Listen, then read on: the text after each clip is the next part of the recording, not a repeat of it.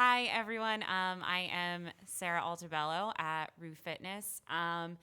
We wanted to try a little something new. A few times, I think, over the course of the year, maybe sitting down with people that motivate and inspire us.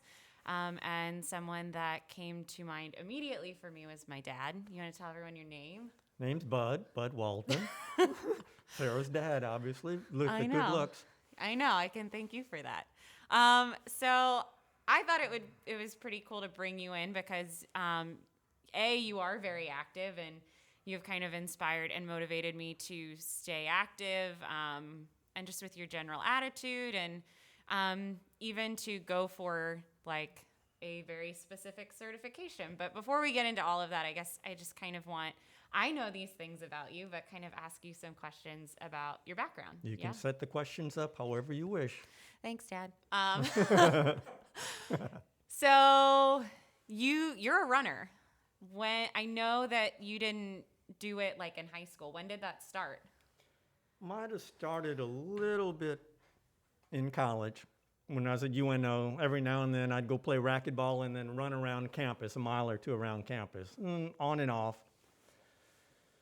And again, here and there. Then after college, I went to Mississippi State. And then I started running some there. But I really didn't take off till probably the early 80s, early to mid 80s. And then when I was at graduate school in Hattiesburg, I was running a lot and then got involved in the running club. And I'd started running the classic, and then it was off. I mean, off to the races after that. A lot of people comment when I run that I don't run with music, and that's something I kind of got from you. What do you love about it? I mean, what got you from just kind of doing it casually to something daily? I think it fits my personality and the like, and I've always been enamored of running. I remember I was looking this up the other day, the 1972 Olympics. Frank Shorter won the marathon for the men. And I've always been curious, been driven to the longer distances. Mm-hmm. And I like the duration, being able to stick through it and work through it. Yeah. And so that's what pulled me, the distance and the challenge. Yeah, I remember talking to you about meditation, and you kind of mentioned that for you it was almost that kind of experience. Yeah, I don't need a headphone. Yeah. I just go, and when I run, I go to Snap Fitness. Not right now, but I would just sit and look out the window and just watch things pass by, and I just kind of let my mind flow. Yeah, I think that's something a lot of us have a lot of trouble with. You've done a few marathons. 5, yeah. Do you have one that you liked in particular, or any races that stand out? Well, my last marathon, I never ran very fast on the marathons. Yeah. I should have run faster. But the last one was the best. And it was fun. But the thing is, I did a lot of imagery before the last one. Yeah. And I kept psyching myself, okay, I want to get to mile 24 and then I'll hang on. Mm-hmm. Well, then that backfired, because when I hit the mile 24, I really started crashing, and I really struggled the last 2 miles. So it was the imagery that helped me, but then hurt me. Yeah. Just for fun, one of my favorite stories, one of your marathons, someone had a very lovely sign at mile marker 1. What did it say? It was the Rocket City Marathon in Huntsville, Alabama. And they encouraged the neighbors and the people throughout on the race course to put out signs. And very early in the run, might have been 2 or 3 miles in, they said, "Congratulations, runners, only 24 miles to go." That was not an encouraging sign. Yeah. Have you anything, I mean, obviously, I think you learn a lot about how you can push yourself, but any other kind of takeaways from all of your running? How I can push myself, and you just gotta, well, when I was racing, you gotta measure it out to take yourself right to the edge. You don't Yeah. want to push over the edge, but just kind of measuring how far to take it before you overextend. Right. I'm not quite sure on the rest of your question. That's okay. No, what was I going to say? Yeah. So, this is what I wanted to ask. You log all of your miles. Where are you at right now? Well, Ish. in between 40 and 50,000. Yeah. It's kind of after Katrina, I lost all my running logs. Mm-hmm. And the last one or two when I kept the cumulative amount every year. And so it's been guessing since then, but I know a long time ago when I hit a mental thing, I think you and Mom were there when I Yep, I hit the mile remember. marker to circle the globe. Yeah. And that's been many years since then. So I'm figuring over 40, but not quite 50, I believe, 50,000. Yeah, I remember we were at home. This was pre-Katrina, and you walked in the house, and you're just being like, Debbie, what's the circumference of the world, of the earth? And we didn't know why, and then suddenly you told us because you were Yeah. right there. You were gonna pass it on that run. Yeah. So you, for those that don't know, you also have something that can make running a bit challenging. You have MS. So I'm a mess. Yes, No. he is a mess with MS. So MS is multiple sclerosis.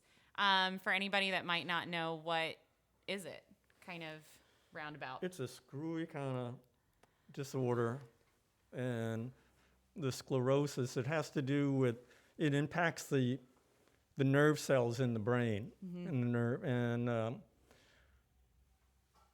I don't remember my basic biology too well, but the nerve cells have made up of axons that pass the message. Well, sclerosis, scarring, it messes up the axons on the nerve cells, the long parts of the nerve cells, and it messes up the coating, Right. the insulation. And so that slows down how quickly messages pass along the nerve cells.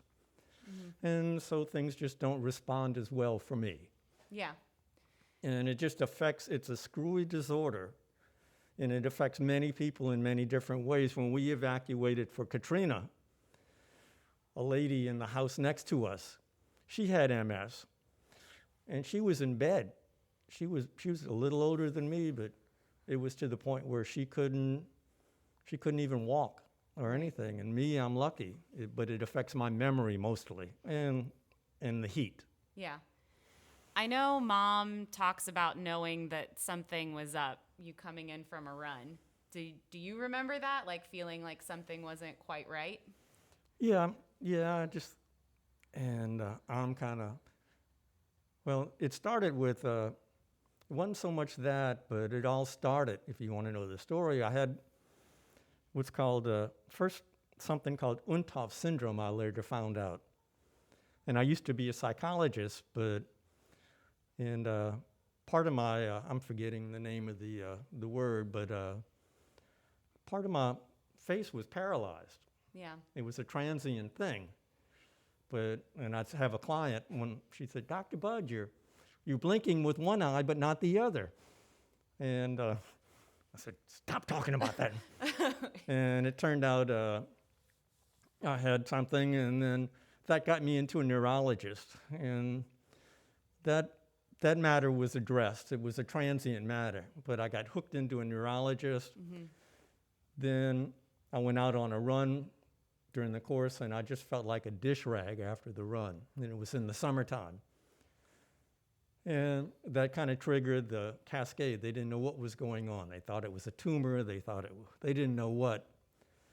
And MS can show itself in many different ways. Right. And there's not one package of symptoms. It's okay, this is multiple sclerosis. Yeah. And you need an MRI, and I got that. And Mom and I were almost relieved when we got the diagnosis because we thought it was a tumor or Yeah, that was my whatever, next question. Like when you find out, all of these worst case scenarios were being thrown around, it was a relief. Like it was. And we knew somebody, Judy from church. She has MS. Okay, we'll deal with it. We'll deal with it. We knew somebody who had this thing already, and so we'll figure out a way to handle it. And we did. Yeah. And what is the treatment like for you right now? Right now, it's pretty easy. Yeah. It is. I go this week. But up until, well, as you know, up until about a few months ago, I was taking injections once a week. And just Sarah was there always when I started, have to stick myself once a week in the leg. And it wasn't going to cure the disease, but it was going to slow the progress down. Excuse me. And then that things were holding steady, and then a new lesion showed up, and my neurologist, who I really respect and think the world of, she suggested a new treatment course, which is a new medication. And what it is I have infusions every 6 months. And so I've got one coming up on Friday. Yeah. And it's going to wipe out some cells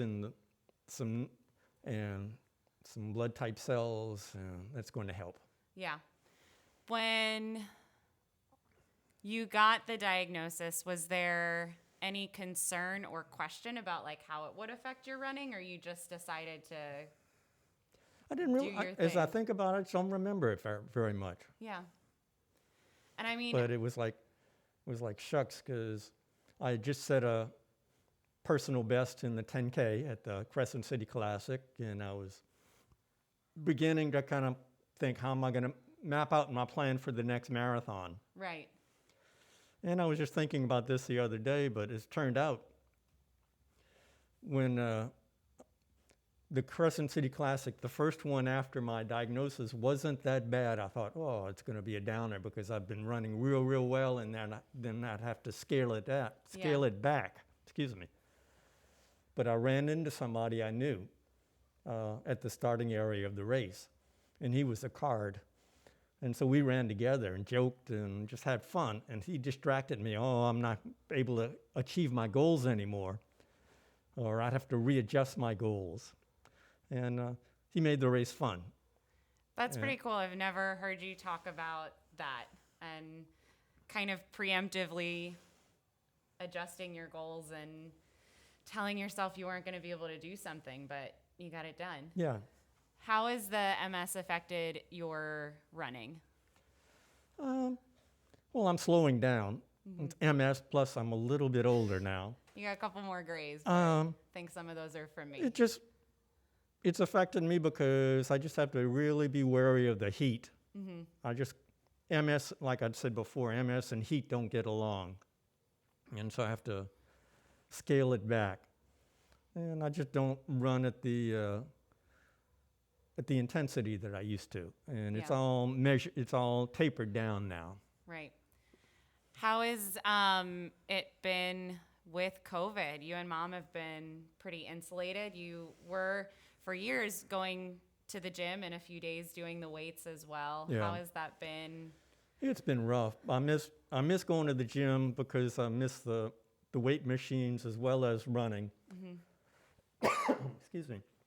But I miss the social aspect, because I'd get on the treadmill and talk to somebody during my run and just see a lot of people. Yeah.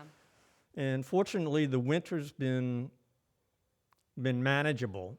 Yeah. And so I've just taken my running to the streets. And I'm just doing a lot I haven't run in the gym in probably 6 to 8 weeks now.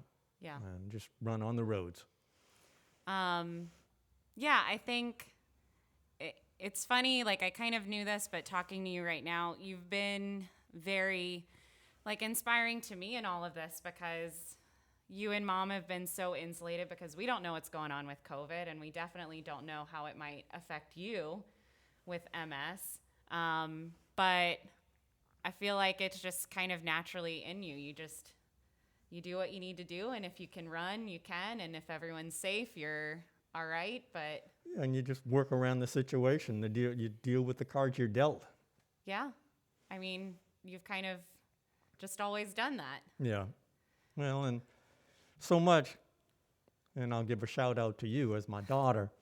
as well as mom and our other two girls, your two sisters, is so much how things are going with me is because of the support system and the people behind me and with me. Yeah. And I've been lucky. Well, I've been lucky to have the MS. It's the way it is, not too bad. But then to have support people, and that means the world. Yeah. So I guess we'll kind of start to wrap things up, but do you have any advice or anything you might say to someone who maybe is experiencing something that you did in the past? Like when you got the diagnosis and you kind of automatically put these limits on yourself. Maybe some advice for someone going through some kind of setback or something similar. Oh, let me think. Well, kind of learn what the setback is. Mm-hmm. Okay, learn. Okay, I've got this. So what are the limits on me right now, and then how to work within that. Mm-hmm. But okay, just again know what you can do, and then push yourself to the edge, but not going over, and keep somebody who kind of keeps an eye on you. Yeah. I know you and mom getting home would kind of watch. You're running too much, you're doing too much, or you better slow it down. And yeah. I have the built-in stop signs all around me. Yeah. Yeah. Let's end. You've got a lot of, I call them Buddhisms. You've got some sayings. You want to leave us with one? Well, a couple of them, but the one that my mantra, a big one, is this. I don't know how much of a but. The race is not to the fastest, but to the one who keeps on running or keeps on going. Yeah.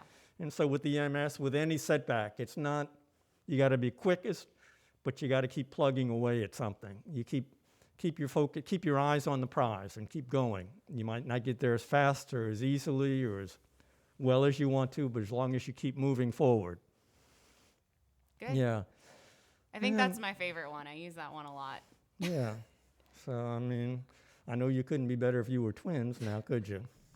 Still have no idea what that means, if I'm being totally honest. An old roommate of mine, and it's a dog-eat-dog world, and I'm wearing milk-bone shorts, as I think Satchel Paige said. Yeah. But I'm not sure it was him. Well, thanks for coming in, Dad. Yeah.